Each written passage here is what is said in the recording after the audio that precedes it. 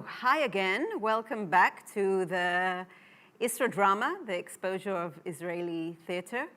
I don't know whether to say good morning, good afternoon, good evening. Each one can take it wherever they want.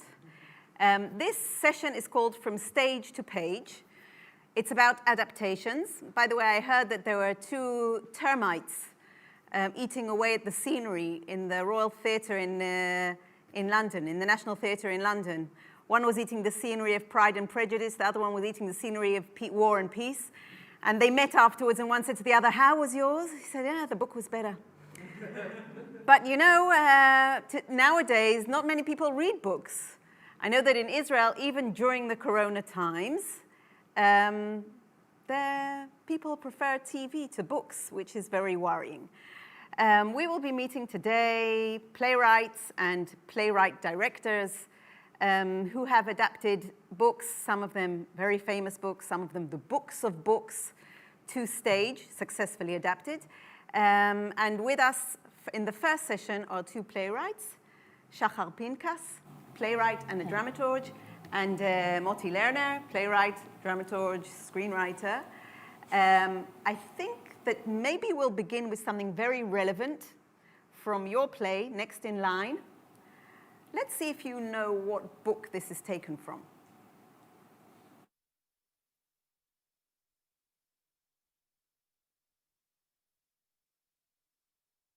On the Next in Line.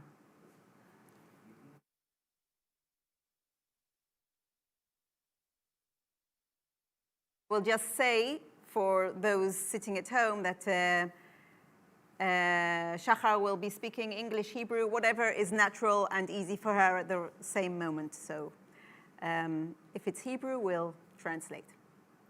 דמם של ל"א הלוחמים שנהרגו בקרב האחרון מצווה עלינו להבטיח כי לעולם לא נסב עינינו ולא תחלש ידינו. תמיד נהיה נכונים וחמושים, חזקים ונוקשים. אני מבטיח לנופלים כי לא תשמט מאגרופנו החרב ולא יכרתו חיינו כאן. אנו נשיב לרוצחים כגמולם.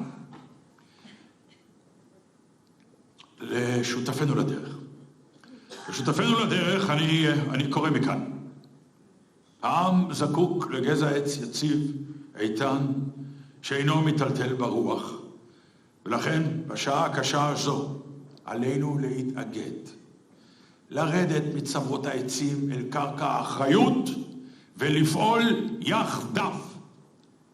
המאבק הזה הוא חיוני, וחיוני שנתחיל בו עכשיו, כאן, הלילה.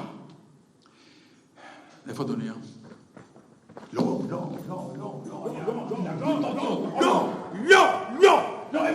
אני משתגע. אמרתי, ביקשתי להגדיל את האותיות. אני יודע, הם סידרו את זה. לא, הם לא סידרו. וגם הפנס סינבר אותי, לא הצלחתי לראות כלום, לא הצלחתי לראות שום דבר. היית בסדר גמור. אני אומר לך, אם זה יקרה שוב, אני לא מדבר את זה. זה טופל. והחימום לא עבד. החימום עובד. טוב, המזוודות מוכנות. אני חושב שזו טעות, אבא. לא שאלתי אותך מה אתה חושב. שאלתי אם המזוודות ארוזות. הכל מוכן לנסיעה, כבודו. וחשוב שזה יהיה חשאי. ודאי, הכתבים עודכנו שזו נסיעה לאזור המהומות. שום אזכור לשיחות השלום. מצוין, נהדר, אז קדימה. השיחות יעלו חרס, כבודו. סליחה, למה בכלל להסתכן? צריך להכות אותם בכוח. מה? כבודו, בבקשה, איך אתה יכול לדבר בלהט שכזה למצלמות על פעולה קרקעית, ואז במקום זאת לפתוח בשיחות? אולי יואב צודק. לא, עכשיו אדוני. לא עכשיו. לא, אני לא הבנתי. בנאום שלך עכשיו הכרזת שזו העת לפעולה. ברור, כי זה הנאום שנאמתי, והוא תחוב עכשיו אצלי בכיס ימין. ואם השיחות החשאיות יצליחו, ולשם אני מכוון, קיים אצלי נאום נוסף בכיס שמאל, והוא אומר, חובה עלינו להניח את חרבנו. ואמן לי שאני אומר אותו באותה מידה של להט. Yes. Next in line, a production of the Beersheba Theatre. Shachar, you took upon yourself a huge mission. Maybe you'll tell them what book this is. זה שני פרקים, זה מתייחס לשני פרקים, למלכים א' ומלכים ב'. It's from the Bible. Yes. Kings 1 and Kings 2. וזה הרבה זמן אני מסתובבת סביב הפרקים האלו, ומתישהו לפני שנה, שנה וחצי, אני חושבת שזה היה באחת הבחירות, היו בארץ מספר בחירות. רגע, שנייה. So she's been going in circles around these two chapters from Kings 1 and Kings 2, and sometime in the last year and a half, it was around one of the elections. We've had too many elections in the last year and a half, so... פשוט זה התחבר לי, ידעתי, זה התחבר גם לאיזו חוויה אישית שעברתי. It fell into place and it fell into some personal experience that I went through. דווקא של האזרחים, דווקא מצד האזרחים שלא רואים אותם, שהם חווים את האטימות ואת הפרדוקס שיש ממשלה שלמעשה לא מדברת עליהם. From the side of the civilians, from the side of the people, she was looking at it, and not from the side necessarily of the kings, but from the side of the people that have a government or a monarchy that are completely disconnected from the people and don't really see and feel what is going on. כן, ומהרגע שזה התחבר לי, ידעתי שאני חייבת לכתוב את זה. זה המחזה שכתבתי הכי מהר, כתבתי אותו הכי מהר, והכי נהניתי לכתוב אותו. From the minute it fell into place, I knew that I needed to write this, and it's the play that I wrote the quickest play I've ever written, and I really enjoyed writing it. So, how long did it take? כל הפרויקט עצמו, כל תהליך הכתיבה, לקח מספר חודשים, לקח כמעט שנה, אבל הכתיבה עצמה הייתה של חודש וחצי, חודשיים. אחר כך תיקנתי, עשיתי הרבה... Well, the whole process was a few months, but the actual writing was about a month and a half. But rewriting chapters from the Bible is not really like adapting a book. I mean, you've adapted many books. Yes. But it's not really like adapting a book. It's almost like, no, or am I wrong? לא, זה נכון, כי פה יש המון חללים ריקים בפרק בתנ"ך. יש הרבה רווחים, הרבה דברים שלא יודעים. זה מספר כאילו חלקים מסוימים, והדבר המעניין ככותבת זה מה לא מסופר. והמתח הזה, כמעט מתח שקספירי, הוא מתח שהוא תוסס והוא חי והוא מלא אנרגיה, ואת זה היה לי מאוד כיף לפצח. Okay, so I'm now translating not as Hadar, but as Shachar. Yes, it's not exactly like adapting a book, because what's interesting in the Bible is normally what is not written and not what is written. There's a lot of drama in the unwritten lines in between, and actually trying to fill in these lines is what wrote the play. Yes. Not word for word, but I'm doing my best. Thank you. Okay, I'll be back with you with other of your adaptations. Moti Lerner, why you're a playwright and you also do adaptations? Why to adapt a book into a play? Well, I think you read a book or you read a short story and it strikes you very much and you decide, wow, this is something that could be a play. And I think we heard from Shachar how long it takes to write, but she didn't mention the effort. The effort of writing a play is really a great effort. And you don't write a play unless you feel very, very connected to it, unless you feel that it's very important for you to write it, unless you feel that it's probably going to change something in the world that you live in. The play of yours that is now in the IsraDrama Festival this year is, how do they call it in English? Passing the Love of Women. Passing the Love of Women. It's adapted from a story by Bashevis Singer. Right. A short story. A short story, right. So also you had many gaps there. Yeah, and I had many gaps. The big gap is that the short story was written, I think, in the late 40s of the 20th century, where when the homosexual discourse was not as developed as it is today. And the story is about two yeshiva students who discover that they are gay, but in the short story by Bashevis Singer, the discourse that he had was underdeveloped for example, gay marriage was not an issue.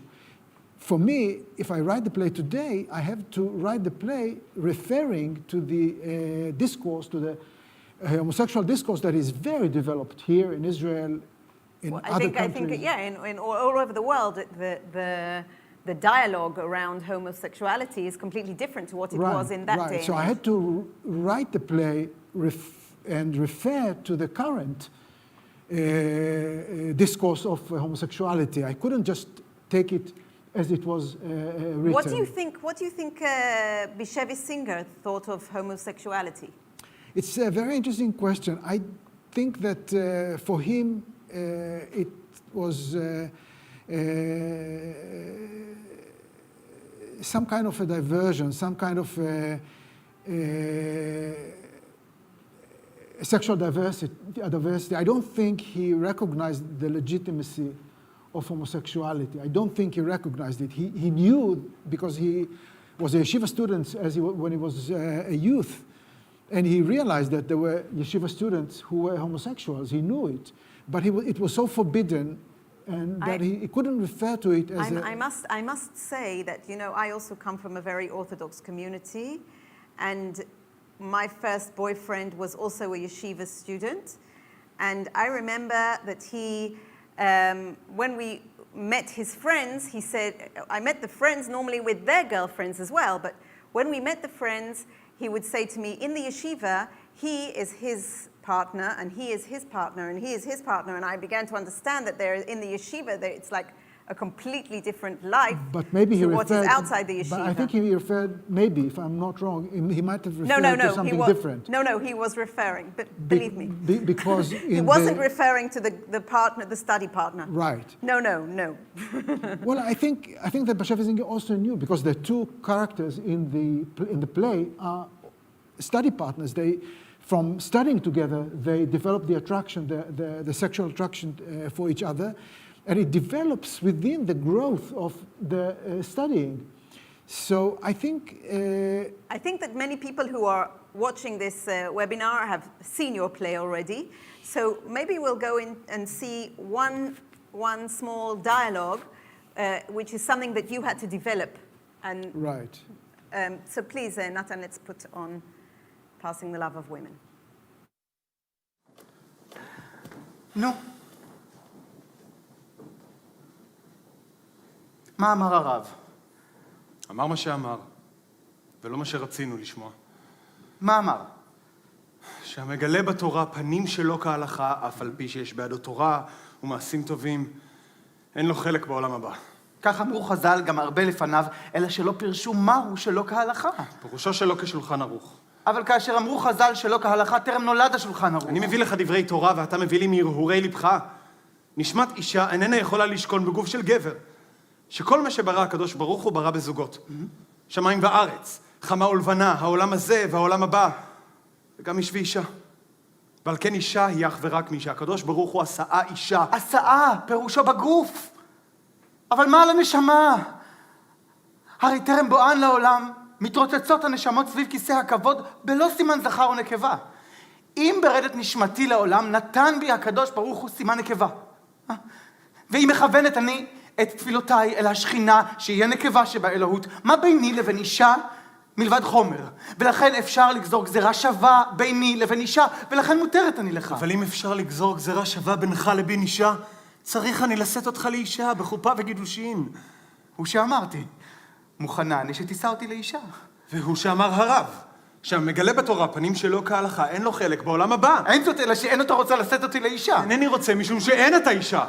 ומפציר אני בך שאין אתה מדבר איתי בלשון אישה. גוף זה אין הוא אלא לבוש לנשמה אשר נתן בי שהיא נשמת אישה.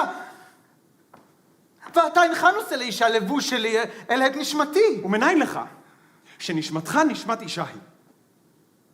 משום שחשה אני כאישה. Okay, so this dialogue did not exist when the... Not at all. It didn't exist because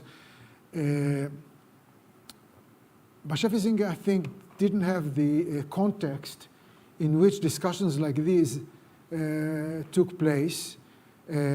For him, the idea of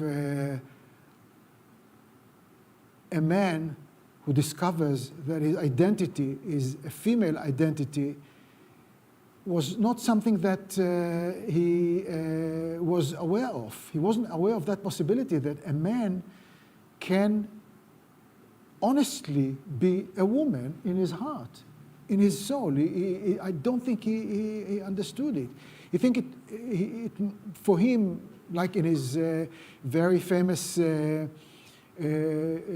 short story about a woman who defined himself as a man, it was for a purpose of studying, but not because she was a man. Exactly as Int'l in this play, for him... Oh, you mean Int'l? Int'l, right. In Int'l, Everyone knows Int'l. Right. Papa, Int'l can you hear me? decided to be a man because she wanted to study.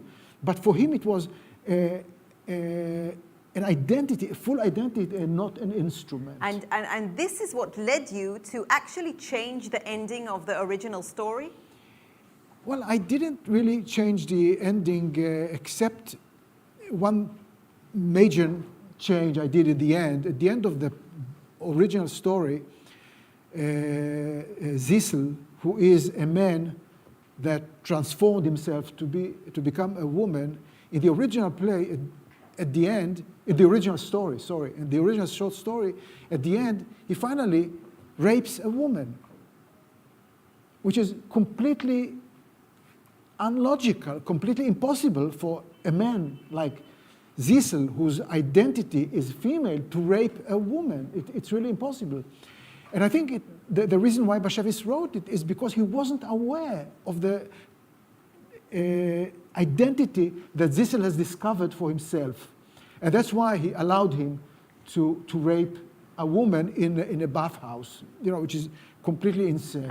And by you, something completely different happens in the I bathhouse, think the mikveh. In the mikveh, in the bathhouse, I think the tragic ending of the two young men who discovers this love affair that they have, their tragic fate is a proof for the depth of the relationship, is the proof of the honest transformation that they went through the plot, a transformation that made one of them a woman. Thank you. Shachar, I would like to ask, actually it's a question for both of you, but maybe I'll ask you first. How much freedom do you have in adapting? How much freedom do you take for yourself? זו שאלה, אני אנסה באנגלית. I will try in English, and אם לא, אני אקפוץ אלייך. It's a tricky question, because when I started, I thought that I have to, והנה קפצתי, שהדרך שלי לכבד או לכבד יוצר או יצירה, זה אם אני אהיה נאמנה ליצירה. זו כמובן שאלה מאוד גדולה, מה זה נאמנות ליצירה. So, in the beginning, when you mean in the beginning of your career, yes, right? Yes. As a beginner, I thought that the way to respect the book or the author was to be as loyal as possible to the text, to the original text. Yes, ולאורך היצירות שעשיתי, הבנתי שזה לא נכון. הבנתי להפך, שככל שאני אקח חופש, היצירה היא יצירה, היא תישאר היצירה, לרוב אני עושה עיבודים ליוצרים שאני לא צריכה, זאת אומרת שכולם מכירים אותם.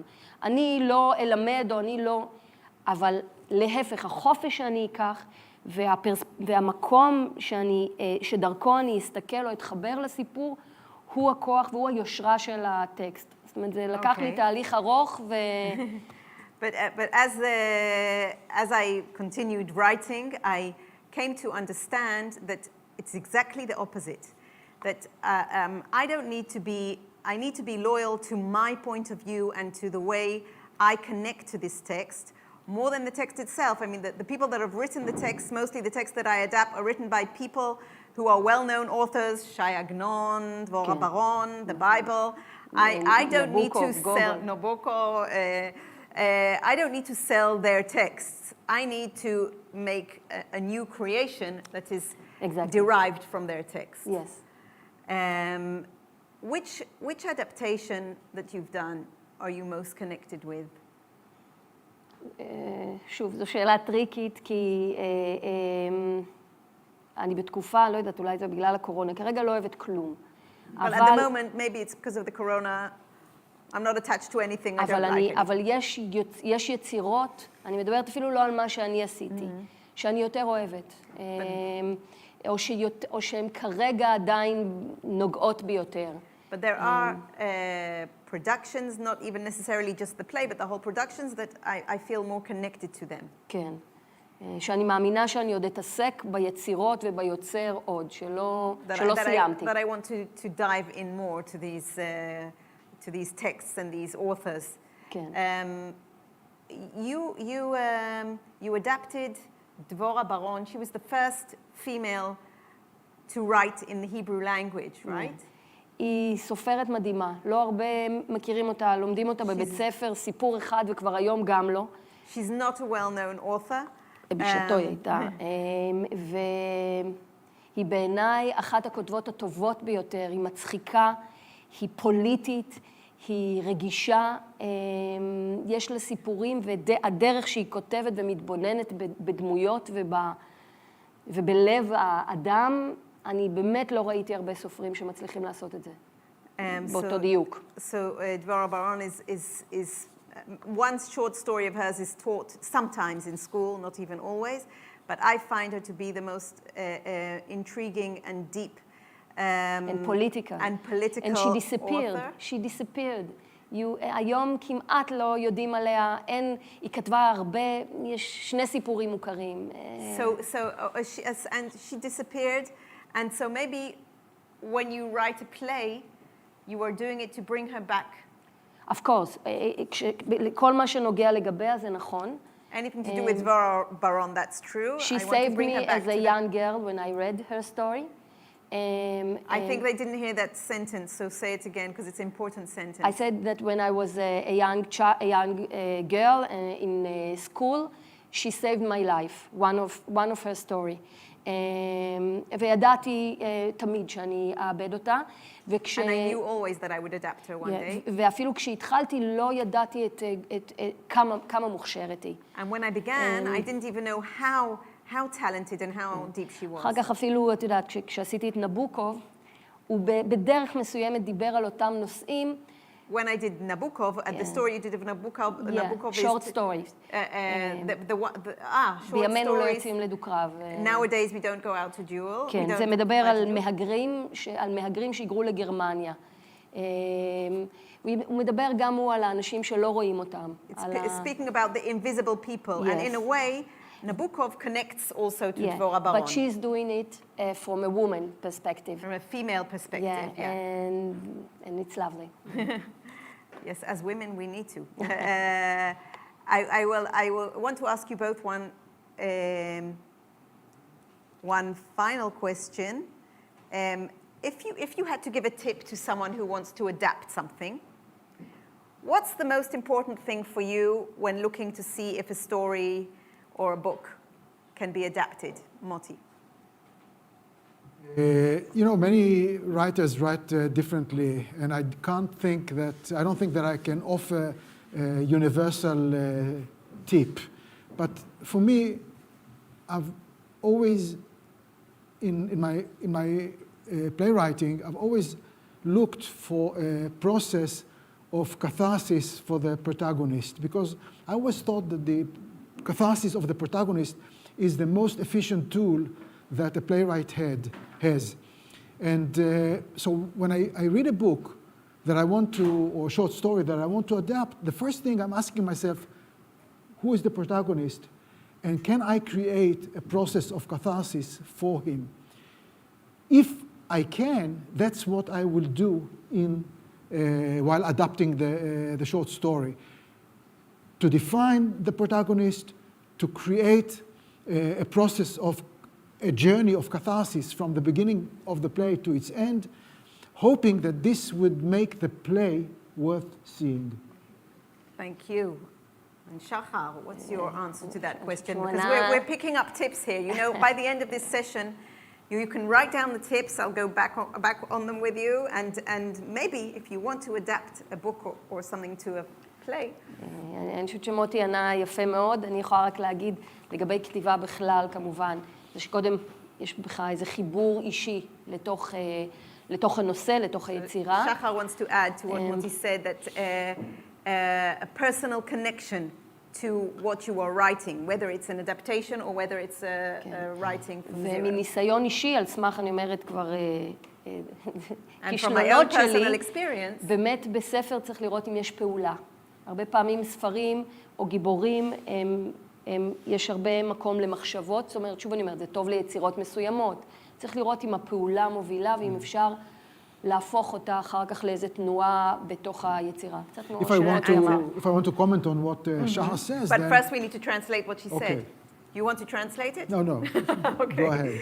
So, and also from my personal experience, and maybe from the places where I thought I could adapt something and then failed, Yes. it's to check and see that there is a strong action, something that can be transformed from page to stage. And Moti, you wanted to add Yes, to I this? wanted to comment about what Shahar says, is that actually we're saying the same thing, because once the protagonist goes through a catharsis, that's what connects you to him. Yes. Because the catharsis is the deepest emotional process that he goes through, and that's how you connect to him. And also in terms of the action, the catharsis, the process of the catharsis is the action of the protagonist from beginning to end. So actually we say the same thing. No, I think they're the same thing, but at different points of view. Different point of view of the same thing. And we're collecting points of views at the moment. Okay. But I want to thank you, Moti Lerner, and to thank Shachar Pinkas. Thank you. We will now see a short excerpt from A Tale of Love and Darkness by Amos Oz, and we will meet soon directors who are also adapters. You don't want to answer the questions of Just a minute. Okay, we can put it on and afterwards we'll answer. We'll put on the... אז אני יכולה ללכת. רוצה שנשחק בלהמציא סיפור יחד? היינו כל כך קרובים בחורף, את זוכרת? כמו בסיפור על פרגינט ואימא של האוזר שאהבת לספר לי. אני והילד ישבנו שנינו וביקשנו מפלט מחיי יגוננו. הנה כך סיפרנו סיפורים על שדים ורוחות ומלאכים אדירים. חטיפה של כלה, גם על זה כך סופר. מי זה פילל כי יזכור כל דבר? ובכל זאת, מה ידענו זה על זו? 1000 שנות אור הפרידו בינינו. לא. 1000 שנות חושך.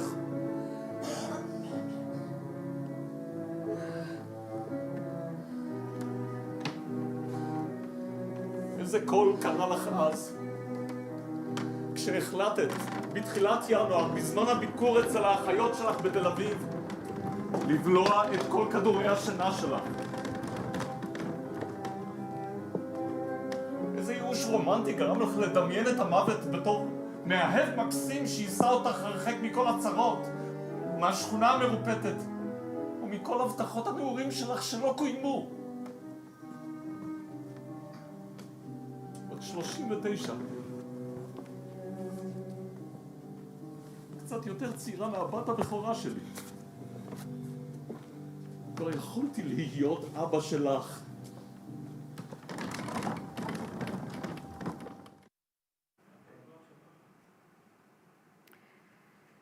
Okay, so that was from A Tale of Love and Darkness. Hold it with you. I just want to answer the questions that were asked. Moti's not with us at the moment anymore. Magic.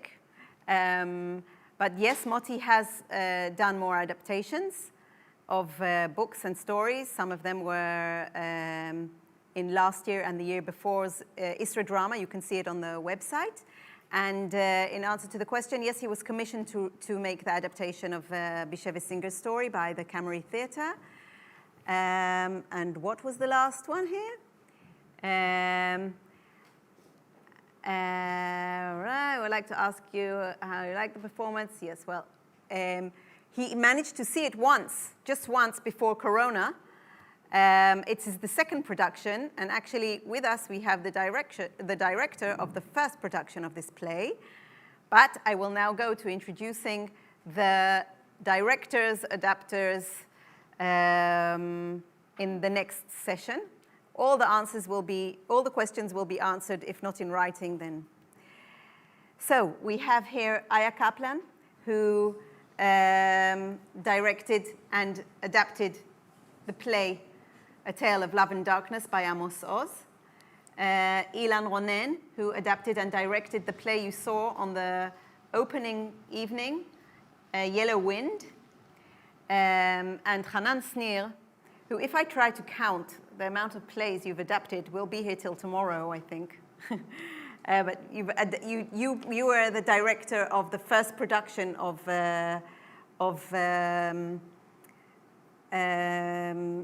Passing the Love of Women. And you've also done many, many adaptations of, I think, all Israel's most prestigious writers. So I'm really glad to have you three here with us.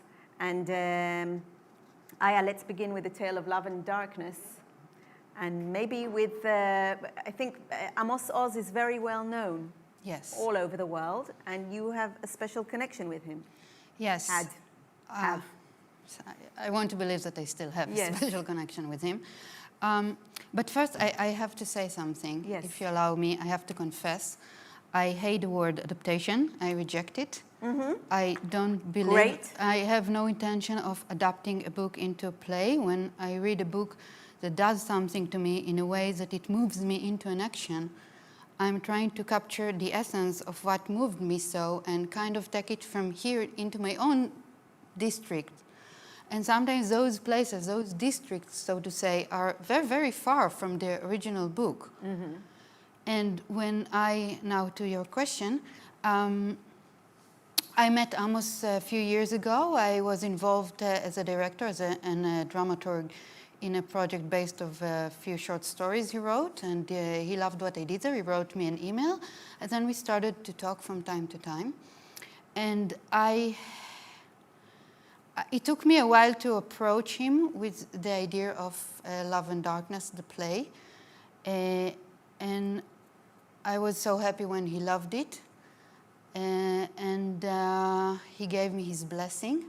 He too believed that it's such a different thing to do, to take a book to another medium. It's like, and I quote him, to play the music in a whole different instrument. Yeah. So he gave me a lot of artistic freedom because he believes that now it's mine. Yes, I can connect to that. My teacher, I think your teacher too, Yossi Israeli, always says that literature is for the lounge or the bedroom, whereas drama is for the stadium. So it's a completely different energy. Yes. And about this particular, for those who have not seen it, maybe in a word or two, tell us what it's about. When I'll say that when I was reading the book, I sometimes found myself on the edge of my seat because it is such an epic novel, seven generations here and there, and his entire childhood in Jerusalem. But every now and again, he pops up from the pages, he rises from the pages to make a comment or to open a forgotten letter or album. And then I realized it hit me that he's actually all alone. There are so many characters and members of family, but he is just an elderly man at the loneliness of his bedroom, of his study, trying to desperately investigating the suicide of his mother when he was 12 years old. And then I had this vision of an elderly man walks into a desk, an antique desk, and in some sort of tantrum throw the entire content of the desk into a cardboard box, and he wants to leave home. He wants to throw it all away. It's all about his family, so he wants to leave home at his 60th birthday. But then his entire dead family pops up for a midnight visit, and when they realize what he's going to do, there's all confrontation started. And they beg him to give them one last night to investigate why his mother committed suicide. And the whole epic novel just turned out to be one journey into dawn, let's say. So, first of all, I would like to compliment you also on the way you directed it and the way you gave a visuality to what you just now said. Thank you. Making the black box slowly, all the pieces of his life begin to build the stage and build the visuality of the stage. Yes. But what is the moment when you realized, I can do this, I can make it into a play? From the first moment, because I write as well, and of course I'm a director, so I can never disconnect. Thank you. Those two hats from one another. It's constantly intertwined and fertilizing each other. So on a very early stage of writing, I just knew I needed a disposable stage. Of course, we always use black box in theater, but I needed a black box of a crushed plane, when you need to reveal, to dismantle it in order to find everything that's stored in, to reveal the truth. And I knew that when he'll get too close to the truth on a certain point, and I realized it during writing, he'll want to go back, but then his family will change their tune and say, okay, do it, just face the painful memories, and then there will be this, I don't know how to describe it, but this swish, and he'll find himself in the middle of his childhood apartment, and the all disposable mess will turn into a whole scenery of an apartment. That's exactly what happens. It's Yes. exactly what happens. And it's beautiful. And Thank you. When was this staged? It was staged at the end of December. So Amos Oz didn't get to see No, the he play. gave me his blessing and he read some of it, but then we had to stop for a reason, and then he died. Passed away. And it was such a shame that he couldn't watch it. And my only comfort is we didn't notice until we just realized that the premiere was on the anniversary of his death, at the Wow. same day. And I felt as if he's giving me his blessing. Maybe. I don't know. Yes, we look for signs in everything. I'm not, by the way, but it was so powerful. I'm not a very spiritual person. I'm trying to I disagree with that. Okay, maybe that's what I think of myself. But let's say maybe I am, but I'm not looking for signs. Let's say I hate looking for signs. But that was so powerful. Maybe because, maybe he had to die because he writes in the books that maybe his family had to die on a very, very early stage of his life to give him what he called the freedom of the orphans. So in a way, he gave me the freedom of the orphans because he wrote. He read something, he loved it, but then he died. And I changed so many things during writing and during rehearsing. My dear friend Shachar Pinkas, who you just met, was the dramaturg of the project. She was amazing. We dismantled a lot of the books. So maybe he gave me this freedom. I don't know. Okay. Ilan Ronen, are you hiding? You adapted and directed Yellow Wind by David Grossman. It's a bit different to other adaptations because it's built on monologues. Can you speak a bit about the process? Yes. First of all, I don't think I'm playwright, and all my colleagues here are playwright. First of all, I mean director and playwright. So.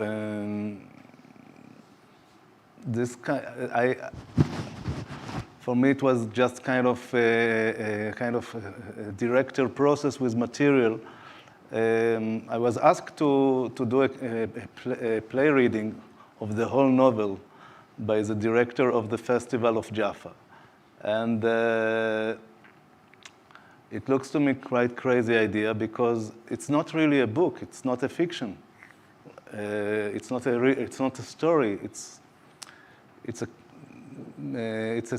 book that collected articles that were written by David Grossman when 10 years after 66 Days War, in 87, and he had to write about what is going on in the West Bank, and he met a Palestinian and settlers for the settlements, and it was such strong material. Every week, in the end of the week, he was writing one article for this newspaper, and the reaction was very strong, as this was a decision to make a book that collect this interview. So the idea to read it was because it was, I think, 50 years for the occupation, let's call it. I mean, so I didn't think that it can be So this was an experiment. It began as an experiment? Yeah, it didn't begin. I mean, I gave a no answer to this project. No. Okay. And I said, nobody can read it. If you want everybody... Some of the best things begin with a no. Yes, if you want you want all the audience to go out during the reading, they will just disappear, even if you bring the best interesting people. So you must look at it as a theater piece. And then I thought I had an idea, and I didn't met yet David Grossman yet, because I wasn't sure about the whole idea. But the more I went to those kind of interviews, I decided that the best thing is to choose only 7 characters from that I like, or maybe to put. How many characters are there all in all? And in the performance, there are only 7. You know, in the play I know, but in the book, endless. 20, 30, yes. And I chose those that. The other problem was also how much it is relevant, this material, because it was really written 10 years, and we are talking about 50 years. Unfortunately, still very relevant. Yes, this is what I found is so strong about the book, but especially with those 7 characters. And I thought the best thing would be to try to write a monologue from the interview. So I didn't write one word of my own. I mean, this is what I'm more an editor. You don't like the adapter, so the editor, I'm more an editor of the material. And I wasn't sure about what I wrote, so I asked 2 of the actors. And the other thing I knew, I must have very strong actor to do that, so I asked 2 of my actors, Hassan Abbas and Menashe Noy, to meet the material for the first time and to read it for themselves. First of all, just tell me, should I continue the process or stop? Because if it is bad, I won't do that. And then they say, no, it is interesting. Let's continue the process. And the second time was another reading with the 4 actors, with other characters too. And still, I kept some scene, maybe there will be a dialogue. And those were the worst scene in the reading. So this helped me very much to choose those 7 characters we are going to perform. And in a way, it was quite a simple production from that moment. I mean, the moment they accepted this decision, they were, in a way, my first audience somehow. And would you call it documentary theater? Completely. It's a completely documentary theater. And this is where I felt more easy than to like all my colleagues here, to create something. Yes, to write a drama, to write a dialogue even. I wasn't sure about that, if I can do it ever. So it was all, and the other aspect was, I was very much interested to know what David Grossman think about his own novel now. And I asked him, would he like to talk with me about it, or make a new interview? He said, you don't need that. You can go to the newspaper. There was a kind of, I wouldn't say celebration, but yes, something like that for the book of 50 years. And you can see one of the speech I gave. And this is what I did. And I took his last two speeches that he gave about that, and from that we create his own monologue, which is in a way the way that the play is opening and closed. I mean, this kind of perspective of him about the situation, which is very frustrated, as we know. And so he wasn't very much involved in the writing. he wasn't involved at all in the writing, but yes. And then we had the day that he came to hear us for the first time. It was we were very excited. And the actor, he brought his wife to sit. We were sitting in Savta. We read the whole piece, and he gave a lot of compliments to the actor. First of all, some of them he met for the first time, especially the young actor. Yes, the young generation, Morad Hassan. And then, look, we didn't talk about the political element. One of the things that the moment you work with the Palestinian actor and Israeli actor, you are already in the documentary situation, because there are arguments all the time. And it's very sensitive, the situation, how you present the conflict, and how much you are always suspicious about yourself, that maybe you try to impose your own concept on the actor. So the whole thing with the material of writing was very much under this. And I remember there was, one of his first, somehow we didn't talk about the play, we talked about the situation. And he asked this Morad, why didn't he participate in the election in Israel? We had so many, you know. And yes. Then there was a whole argument. More to come as well. Yes, and there was a whole argument about why should I, when the situation is, I don't feel I'm a citizen in Israel. I don't feel part of the society. So the whole meeting became as a political discussion, much more than talking about the play itself. Yes. Which is maybe what documentary theater arouses. But you yourself have been a director of many adaptations of books. Yes. The last one I did with Shachar Pinkas, it was Alone in Berlin, in the Habima Theater. And you are involved then in the process of the...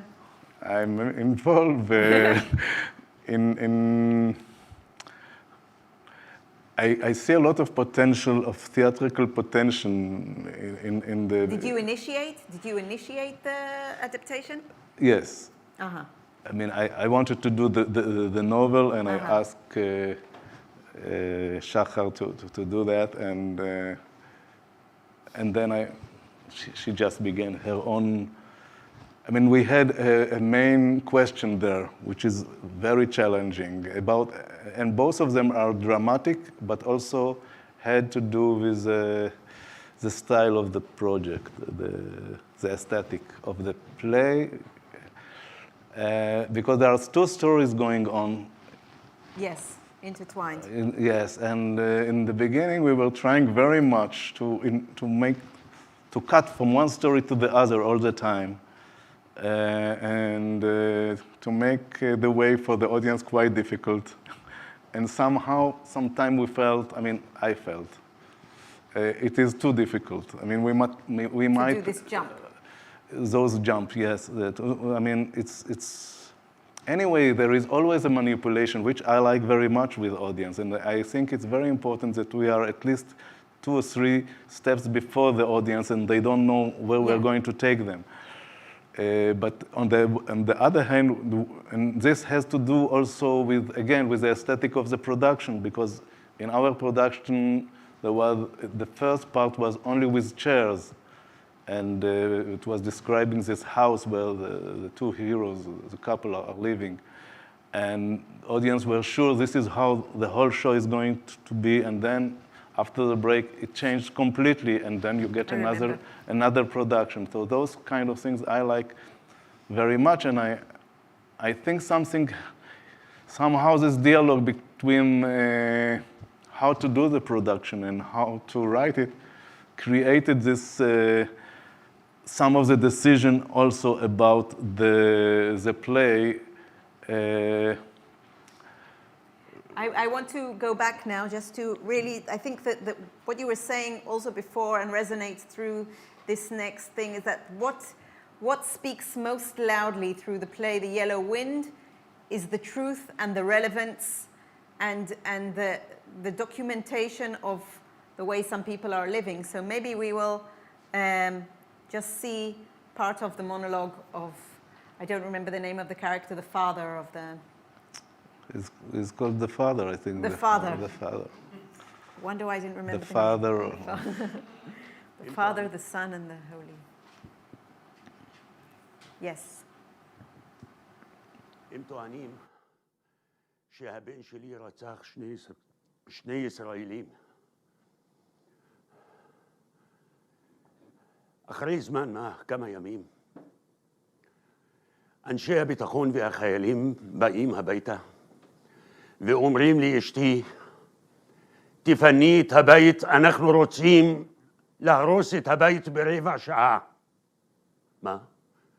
להרוס את הבית ברבע שעה? לפנות את הבית ברבע שעה?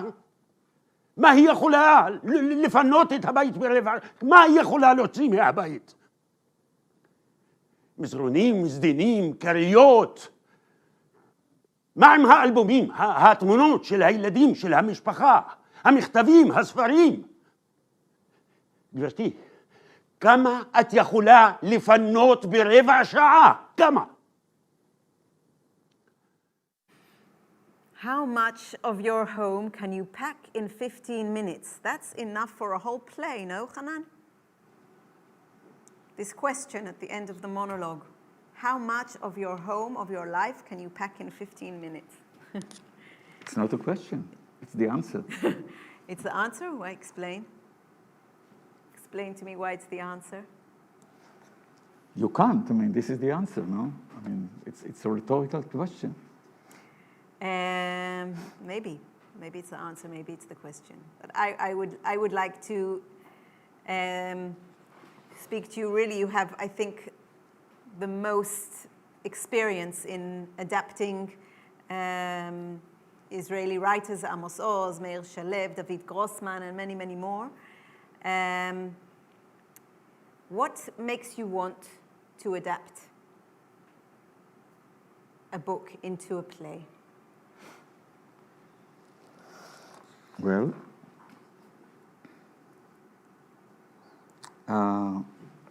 first of all, I have to like it. That it will mean something to me. And then that I can deliver something through the writing, through the novel, about a subject which interests me. And I can believe that it can also be maybe universal in one way or another.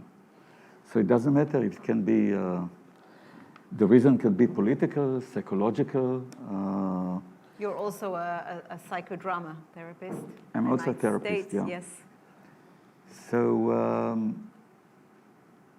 when I read the book, and without any intention of adapting it, after a few pages, I can say, yeah, I would like to do it. And then I start marking it even before finishing the book. I start marking it, yeah, this idea, this sentence, and then I continue to read the book, and maybe after 20 pages, I say no. Then I stop. I might read the book, but not for But every adapting book it. is a potential. The potential. I have to see the potential in the book. That it must interest me in many levels, I would say. Can you tell me more about the levels? As I said before, I mean, you know, it can be about relationship of a couple, of a family. It can be about, as I said, political reasons. It can be about gender. It can be about legitimacy of mental disease, like in some place which I was involved with. So there are many, many possibilities that I'm interested in. But, and you mean you need to find some levels, and one level's not enough in order to I believe so, yeah. It has to be few levels. Maybe there's one level which is a principal one, but then there are other levels. And you adapted and directed for theatre. It was in last year's exposure, actually, To the End of the Land by David Grossman, which feels like such an Israeli book. It's so much of our experience here as parents to soldiers. And it's had an enormous success and also been invited. What is the element that makes it universal in your eyes? Well, this is not my main thought. I don't think about it. Many people say that the detailed local can be universal. If the local is really honest, true, and detailed, it can be universal. I was very surprised because I have friends in London and in Sweden. They read the book and they said it was fascinating for them. I mean, I have a friend in London who is a psychologist, psychoanalyst, and she said they have like a book club, and they read the book, and he said it was amazing. So I was surprised. And I talked about it with Grossman and also with Amos Oz about his book, The Tale of Love and Darkness, and it was the same. These two books, for example, I mean, spoke to other people because it's about relationships, it's about loss, it's about war and peace, it's about the legitimacy of war. And it's about not wanting to know. And it's about not wanting to know. I mean, in a way, it's very strange because when I adapted Grossman book To the End of the Land, I didn't think about Oedipus. And I did Oedipus, which I called it Oedipus, a case study. I did it afterwards. And then I realized that this issue of not wanting to know, which is something which is really well known. So this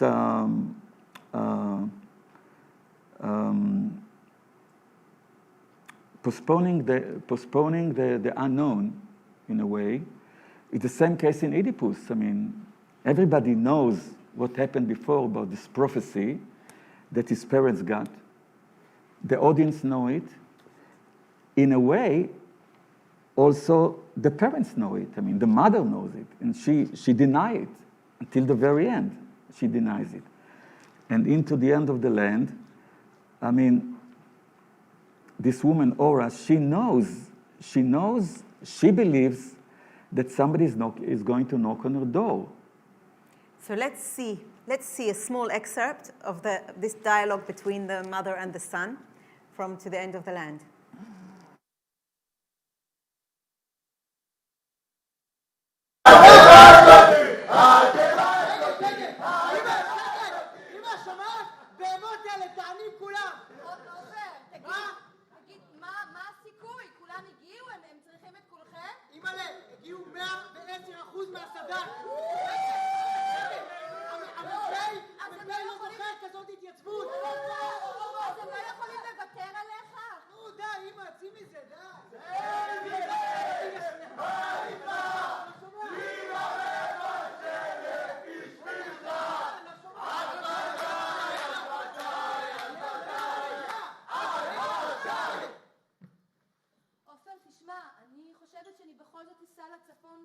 לכמה ימים. לגליל? כן, לגליל. לבד? כן, לבד. אבל למה לבד? למה לא תוצאים איזה חברה או משהו? לא, אני לא רוצה לנסוע עם חברה או משהו, וגם לא בא לי להיות לבד בבית. אבל את לא מתכוונת לישון בשטח כאילו לבד. לא, לבד אני לא אשן בשטח. תגידי, אבא יודע שאת נוסעת? מה אבא? מה זה בכלל עניין של אבא? מה, הוא מספר לי איפה הוא מסתובב עכשיו? בסדר. מה הקטע, אמא? אין קטע. אבל כשאני אגיע הביתה את כבר תהיי, כן? אני לא יודעת. מה זה אני לא יודעת? מה, את מתכוונת להיעלם? עופר, אל תדאג, אני לא הולכת לעשות שטויות, אני פשוט לא מסוגלת לשבת לבד בבית ולחכות. לחכות למה? אמא, זה לא מצחיק, אני מקווה שאת לוקחת לפחות טלפון, שיהיה קשר איתך. בשום אופן. גם לא טלפון. לא טלפון. אבל אם יקרה לי משהו... לא יקרה לך כלום, עופר, אני אומרת לך ואני יודעת. אמא, נו מה, את השתגעת? את עובדת עליי? מה זה, מין נדר כזה שאת עושה? רק תזכור שאנחנו נפגשים אחרי הצו 8 שלך. טוב, אמא, מה שתגידי, אני חייב לזוז. תבטיחי שלא תעשי שטויות. אתה יודע שאני... רק תבטיחי. אני מבטיחה. אל תדאג. אתה יודע שאני אוהבת אותך.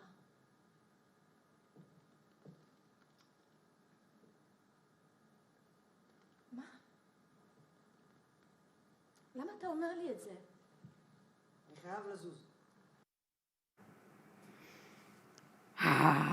As a mother to a soldier, I don't think I would be able to watch this play today at all.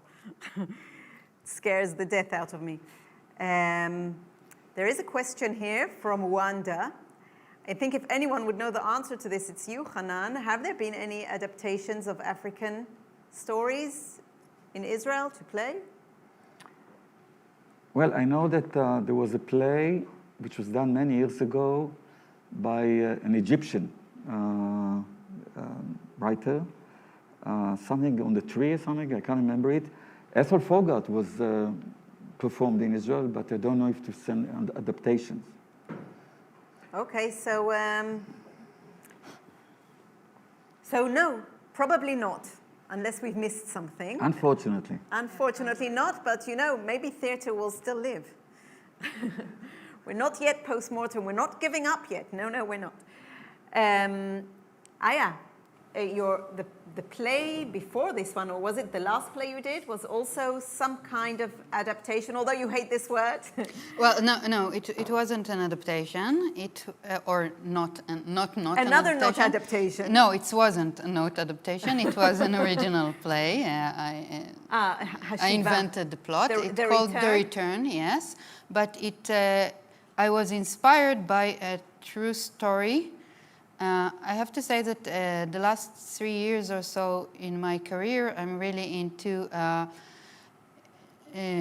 dealing with women issues, especially women that's struggling to set themselves free out of oppression. And unfortunately, the reality in Israel gives us a lot of material to work with, because this country is on a constant battle about its characters, and women always pay the price.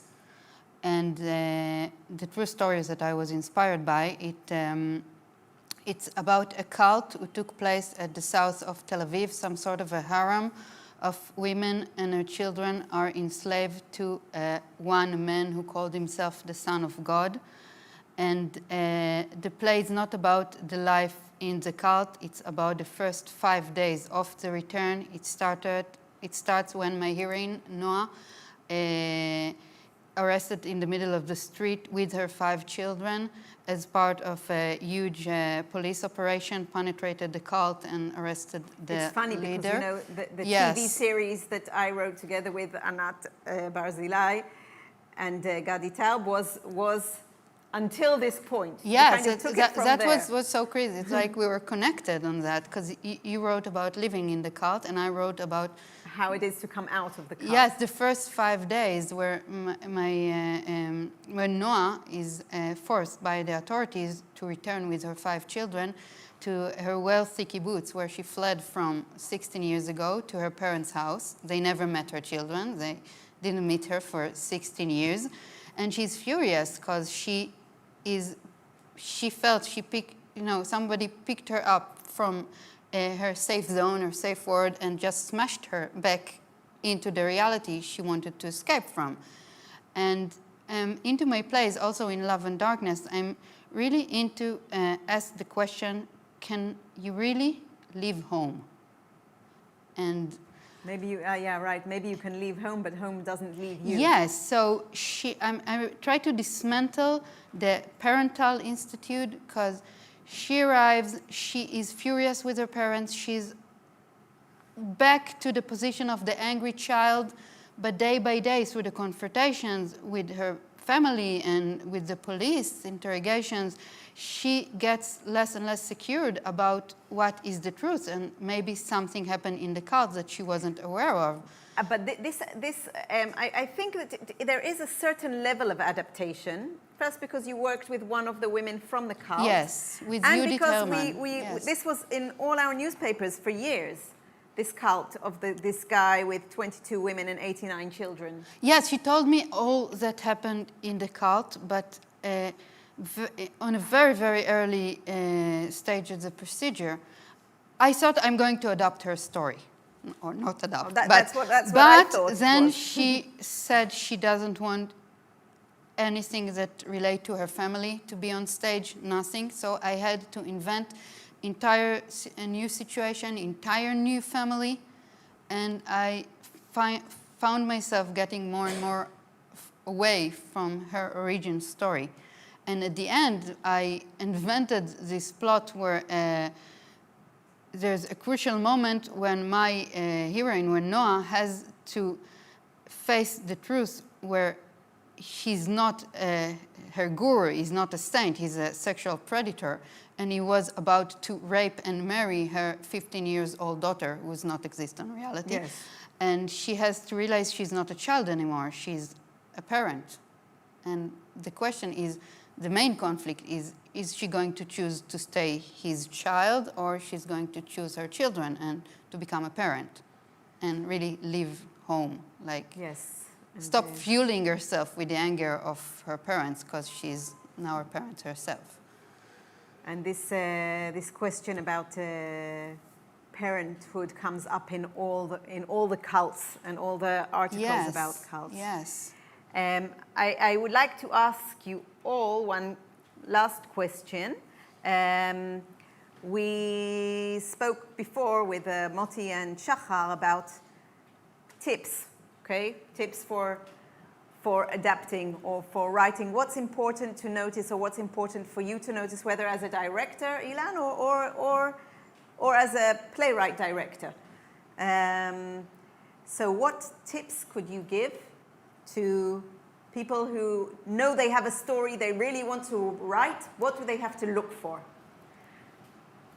Ilan, maybe you begin. From my point of view, as I said before, because I don't write, I'm looking for a very strong dialogue. I mean, the more dialogue there is, and the better it is.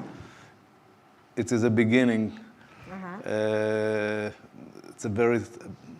The other aspect, of course, are things that, for me, a lot of things has to deal with the political situation in Israel. So, a lot of things I choose for that reason, and all the other aspects. So, when if I just take apart what you're saying, it's not that what's important is for it to be political, but what's important for you is to have some effect by the play to try to influence society through theater? At least to think about... to rethink,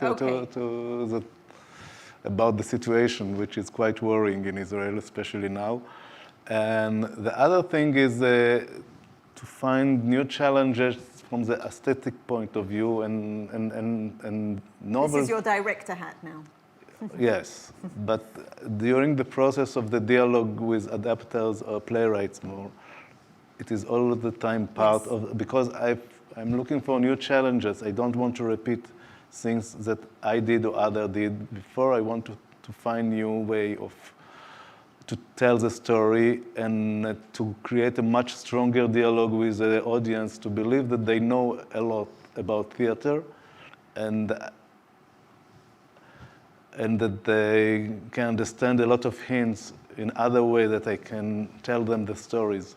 Not to repeat the stories again, and to find new ways of telling the stories and creating the the theater in the same time. I mean, I like always that the story of building a production is part of the event. Okay, so we had, Moti spoke about a strong protagonist who goes through a catharsis. Shachar spoke about feeling very, very connected until something inside you bursts that you must write this. Ilan, you spoke about strong dialogue, political aspect, and new visions of how to tell the story. I want to, I mean, especially now even, I ask all the time about the existence of the theater. Why do we need the theater at all, in a way? I mean, because now we feel it so much. I mean, because it's not only because of situation, also because of the new media that were developed after the theater, which is a movie and the television, and of course the mobiles and the laptop and everything. I mean, all Everything's this. become Yes, everything came out. Maybe what is so essential in our profession that we want to emphasize again. Okay. So what have you to add?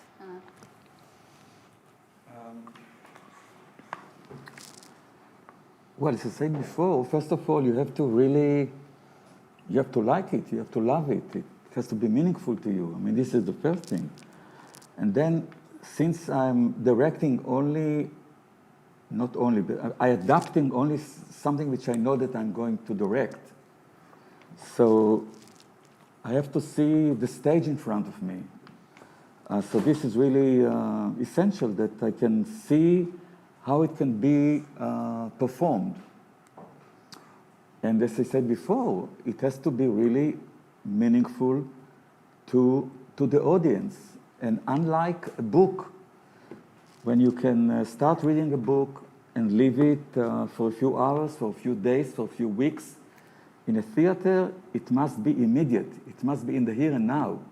Because whatever the audience can't grasp in first hearing is getting lost. And again, you're getting bored. So boredom is really the enemy of theater. Yes. And I wouldn't speak about catharsis. I mean, you know, catharsis is very important, but how many plays you can have catharsis in the play? I mean, maybe in the Greek theater, people were more naive, and they didn't have any other entertainment, no television, but nowadays, no realities. In how many? No corona. Yeah, that's right. And football, in rock concerts. So I would say empathy. Empathy. Because this is really, for me, the most important element that the audience or the reader can feel empathetic towards the character. And not mainly the protagonist, not only the protagonist. Okay. So the ability to be empathetic even with your enemy, for me, is very, very important. Speaking about empathy, and not speaking about identification. You don't need to identify with the character. Yes, I understand. But you can find some kind of empathy towards the character. And theater and literature can really teach people. Empathy. Can teach empathy. Yes, I agree with you. And that's why it is so important, because I believe that empathy can be taught. You don't have to really be born as a very empathetic person. It can help. But even if you are not such a person, you can learn it. And speaking about psychodrama is the best tool to learn about empathy. And of course theater. Mainly, in theater even more than literature. Because you see the character. You connect. You can connect to that, and you can feel empathy towards the characters. And this is really very important. Even if the character is not the protagonist, and even if the protagonist is not a good character, a good man, you can still feel some kind of empathy. Yeah. Okay, very important. Aya. Yes, I have, I think, maybe 2 tips. First, I want to say something about what Hanan said, which was so beautiful. Yes. that about the here and now, that because there's no second chance for a production, for a theater production. So when you're thinking about doing this piece or not, you need to think if in the here or now it's crucial for the audience to watch it. If it has something to say, something strong, important, you're a voice. So if you have something important to say to the audience here and now, and if not, so don't do it. That's why I try to live my professional life by. And the second, I think always to look for the Oedipal point in a way that, even if it's not about family, because at the Oedipal point, that's the DNA of the material, that where all the pain and the intimacy and the unsolved issues, it's all lie down there. And I think when you are a doctor or not a doctor, you're like a detective trying to find, a shred of something to start with. And I think you should start there. Okay, so if you've been writing down, you have some very, very good points for adapting and for writing. If not, you can re-see this,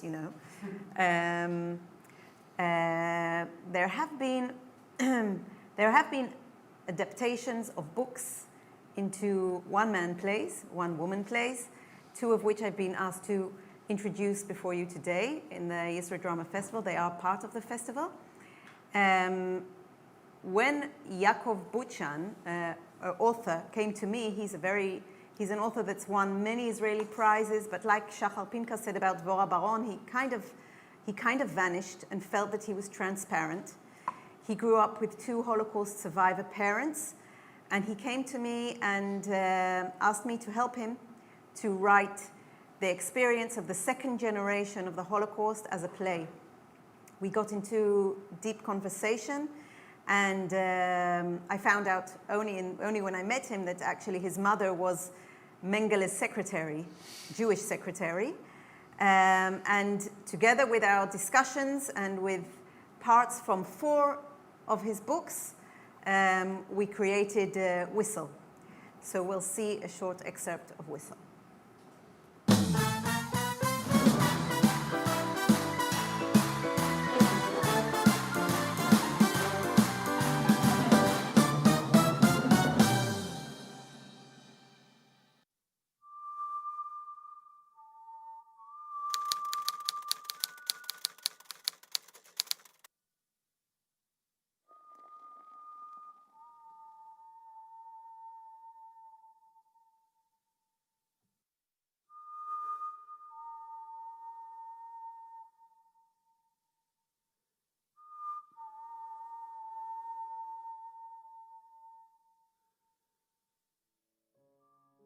Nadavi, if I had someone else, would it disturb you?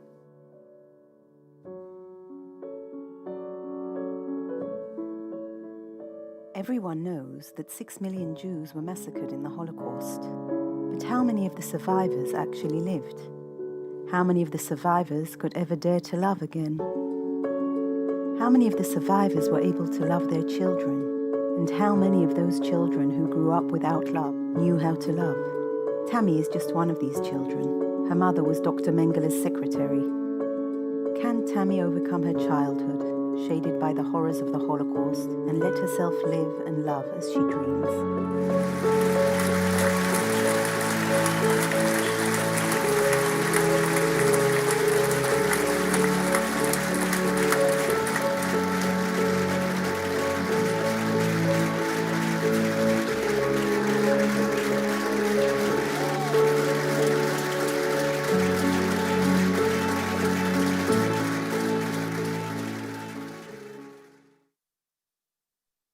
Whistle was directed by Chana Vazana Greenwald, and it's one of the plays that you can see in the exposure this year.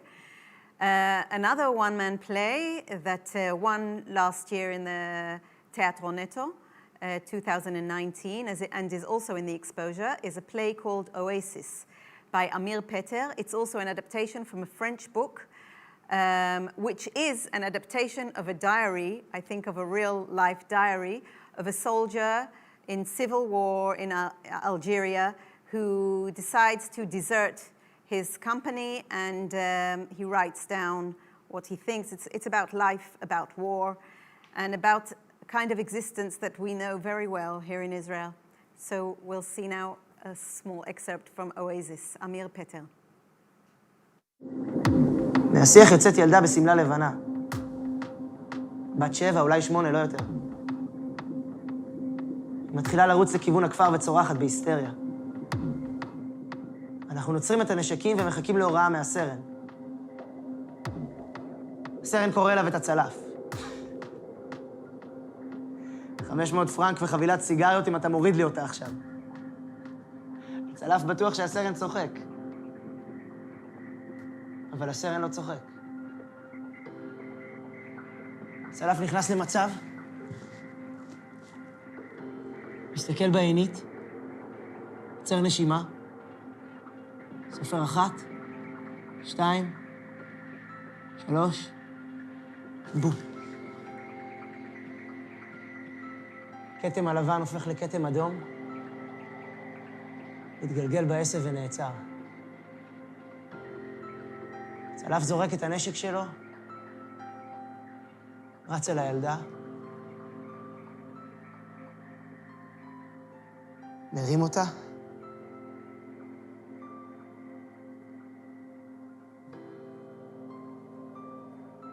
והיא מתה לו בידיים.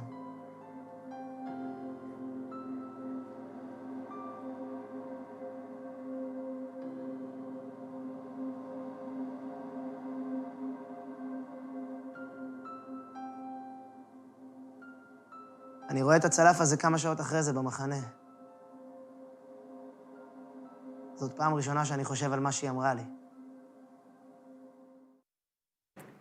It is Oasis by Amir Peter, directed by Chen David, and you can see it on the website. It also won the Fringe Award last week, the annual Israeli Fringe Award here in Israel.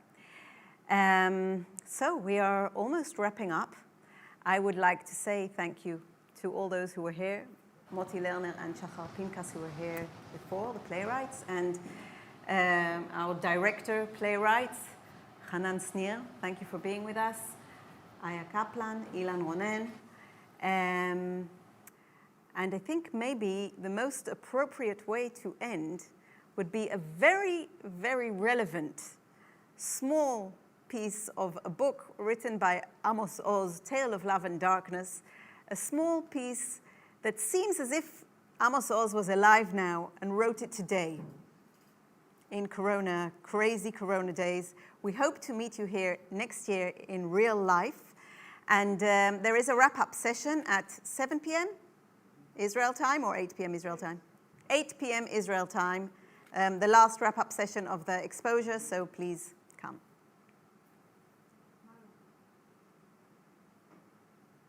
We don't have the alcohol gel. So we don't have the alcohol gel, I'm sorry.